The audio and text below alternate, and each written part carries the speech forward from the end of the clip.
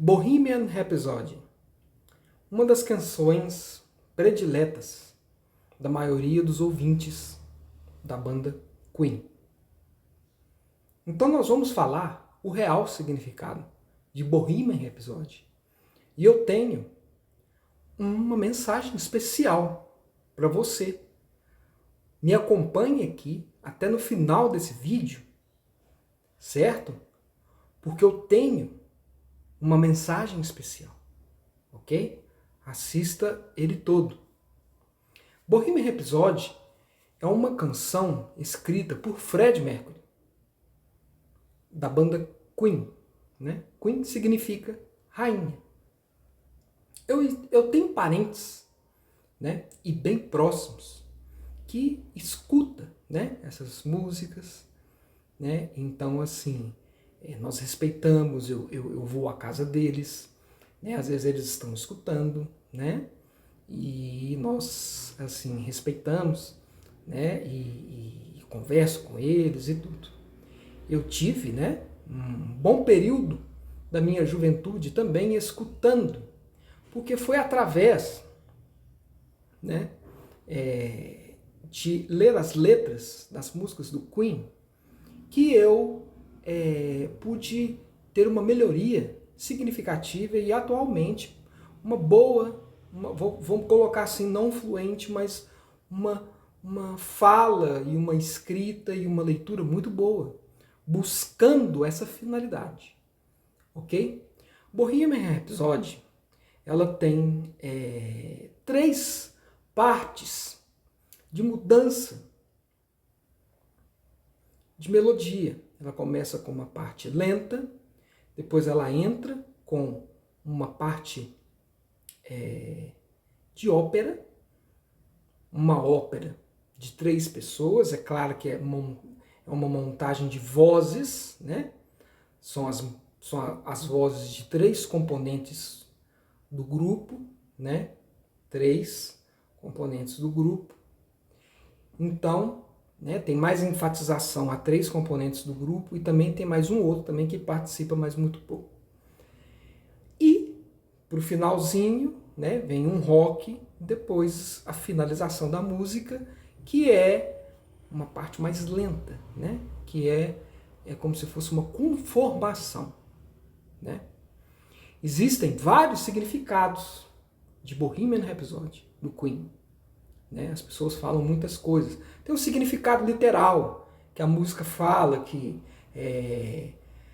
um homem estava contando para a mãe, né, que matou uma pessoa, né, e que ele tinha matado essa pessoa e ele era muito novo, né, e havia matado essa pessoa e agora ele havia de entrar num julgamento, né, e o julgamento é justamente a parte da ópera, né, como se fosse um julgamento ali essa ópera, ok?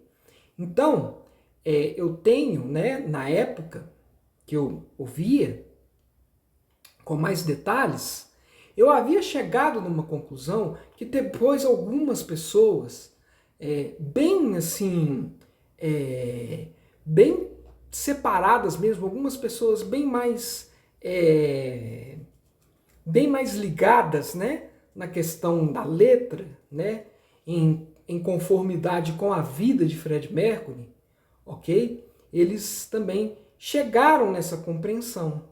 Eu não tinha visto a compreensão dessas pessoas, desse volume muito pequeno de pessoas, ok? Não sei como que está isso hoje, ok? Mas eu vou lhe falar, certo? Porque na época não tinha internet, não era fácil achar as letras, né? Você tinha que comprar o álbum, tinha que ler o álbum, tinha que ver entrevistas em canais fechados, TV a cabo era muito caro, né? Então eu passei assim a uma adolescência ouvindo um rock, mas não de uma forma que as pessoas ouvem hoje. Eu escutava o rock de uma forma mais técnica, de uma forma de uma busca pelo inglês, entendeu? Pelas traduções e tudo. Então, entendemos que Bohemian Rhapsody, né, pelo que eu tenho pesquisado, ok? Na época, e isso vale, é definido para mim até hoje, Bohemian Rhapsody está se tratando do próprio Fred Mercury.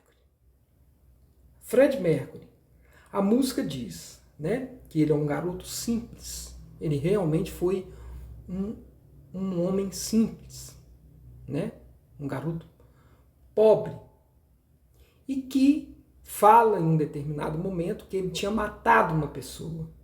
Ele matou a ele mesmo, porque ele assumiu a homossexualidade dele através de Bohemian Rhapsody. Então por isso que ele fala que ele matou uma pessoa. E a vida estava apenas começando. Você pode ver que tem esse trecho que eu falei, tem na música. Life has just begun. Né? Que a vida estava apenas começando. Então ele assumiu ali nessa letra, né, que ele estava matando o Fred Mercury homem e vivendo um Fred Mercury homossexual ou bissexual. Não sei qual foi a definição, não sei qual é a definição correta da escolha sexual dele. Qual foi, né? Então ele entende que ele teria que ser julgado por isso. Entende? É onde é a parte da ópera, que ele teria que ser julgado por isso. E depois desse julgamento, né, que tem várias coisas lá, depois desse julgamento, né, ele conclui-se que ele tem que viver conforme o vento o levaria para qualquer lugar. Então, o significado de Bohemian Rhapsody mais contextual e mais completo é esse. Está falando dele mesmo, de Fred Mercury. Ok? E a banda, ela tem os seus... tem vários repertórios, né? Tem álbuns de filmes como Flash Gordon, como Highlander, né? Flash Gordon é um álbum muito bem feito, né? Que tem a sonoplastia do filme, mais o trabalho de guitarra, de piano, né? E de bateria do Queen, ok? Então, assim, realmente, em termos de trabalho, é uma banda que tem um conhecimento muito elevado de percussão, melodia, né, arranjo, ok? E também nós podemos ver que existem várias músicas do Fred Mercury que após Bohemian Rhapsody, né, ele fala sobre algumas coisas. Por exemplo, o disco The Game tem a música Save Me. Então Fred Mercury sentia esta questão de ser salvo, né? Não digo na questão cristã, tá? Na questão de Jesus, mas de ser salvo dessa condição que ele estava vivendo, ok? E também existe a música Save Me, existe a música It's a Hard Life, né? Uma vida difícil, né? A vida é difícil, do álbum The Works, né? Onde Fred Mercury fala que a vida é difícil, né? Então existem aí algumas músicas que identificam que Fred Mercury estava com uma questão de um possível arrependimento, ou uma possível busca de ajuda. Uma outra música também que me chama muita atenção na questão da letra, tá? É Melancholy Blues, do disco News of the World, né? Que contém a música We Will Rock You e a música We Are the Champions, ok? Essa música Melancholy Blues, ela inicia falando que mais uma festa havia passado. Another party is over. Uma festa havia terminado. Então ele vivia no mundo de festas e depois vinha aquela depressão, ok? E também existem, né, atualmente, depois da morte de Fred Mercury, Roger Taylor, que é o baterista do Queen, Brian May, que é o guitarrista, e John Deacon, né, que é o baixista, mas ele não participa da banda desde 1997, de acordo com o último álbum The Rocks, Queen The Rocks, que é um Greatest Hits, certo? Com algumas músicas diferenciadas do Greatest Hits 1, que é o mais tradicional e o mais vendido, ok? Então, existem algumas questões que nós vemos, né, que essas pessoas, elas ganharam dinheiro, elas trabalharam, elas não quero julgar ninguém, tá? Se eles buscaram algum tipo de poder sobrenatural ou algo assim, isso não compete a nós, o julgamento é de Deus, ok? Mas o que eu acho interessante é essa questão do Fred Mercury falar sobre as dificuldades dele, né, em forma de música. Interessantíssimo para mim também a forma que Brian May, o guitarrista, ele trata o comportamento dele mediante a banda, mediante a shows. Por quê? Ele tem uma guitarra, que é a guitarra tradicional, né, que é uma guitarra que foi feita pelo pai dele. E normalmente os roqueiros quebram as guitarras, né? E Brian May nunca fez isso, porque foi uma guitarra feita pelo pai dele e que ela emite um som diferenciado, não um som sobrenatural, entenda. É um som diferenciado porque as cordas são diferentes, o formato são diferentes, entendeu? Uma aparelhagem bem antiga de eco, de reverberização também é diferente. Uma reverberização de voz e de guitarra que Brian May e Fred Mercury fizeram, né? Uma esquemática de um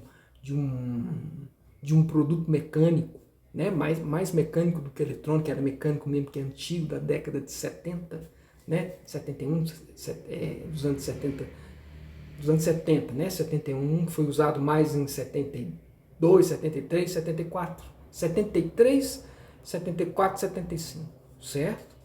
Onde se repete as vozes e consecutivamente se repete os riffs quando é conectado nesse aparelho que Fred Mercury e Brian May construíram, né? Baseado já em outros aparelhos que faziam a mesma coisa, só que esse aparelho deles tinha uma sonoridade mais específica para ter uma marca pessoal, né? O Queen hoje, né, que seria a Queen, porque Queen significa rainha, né? Então seria a rainha. Mas nós aqui no Brasil falamos o Queen, porque é banda. O Queen hoje, né, ele é uma empresa dirigida pelos diretores executivos, né, dirigidas, que eu falo assim, na questão de produção, né? Na questão de produção, Brian May e Roger Taylor, né? Eles seguem, eles têm a banda, né, como empresa, transformou em empresa, ok? Então, o que acontece? Antes era uma banda que foi se crescendo, foi se ganhando dinheiro, foi se transformando, né? E agora é uma empresa, certo? Mas o ponto vital e o ponto excepcional, extraordinário deste vídeo, que eu quero dizer a vocês, né? Como eu disse no começo, eu teria uma mensagem especial.